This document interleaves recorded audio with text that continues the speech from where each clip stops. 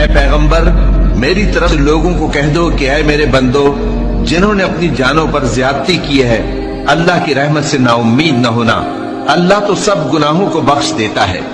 بے شک وہی تو ہے بڑا بخشنے والا بڑا مہربان۔ اور اس سے پہلے کہ تم پر عذاب آ واقع ہو اپنے پروردگار کی طرف رجوع کرو اور اس کے فرما بردار ہو جاؤ، ورنہ بعد میں تم کو مدد نہیں ملے گی۔ اور اس سے پہلے کہ تم پر ناگہاں عذاب آ جائے اور تم کو خبر بھی نہ ہو اس نہایت اچھی کتاب کی جو تمہارے پروردگار کی طرف سے تمہاری جانب نازل ہوئی ہے پیروی کرو۔ ایسا نہ ہو کہ اس وقت کوئی شخص کہنے لگے کہ ہائے اس کوتاہی پر افسوس ہے جو میں نے اللہ کا حق ماننے میں کی اور میں تو ہنسی ہی کرتا رہا، یا یہ کہنے لگے کہ اگر اللہ مجھ کو ہدایت دیتا تو میں بھی پرہیزگاروں میں ہوتا، یا جب عذاب دیکھ لے تو کہنے لگے کہ اگر مجھے پھر ایک دفعہ دنیا میں جانا ہو تو میں نیکوکاروں میں ہو جاؤں۔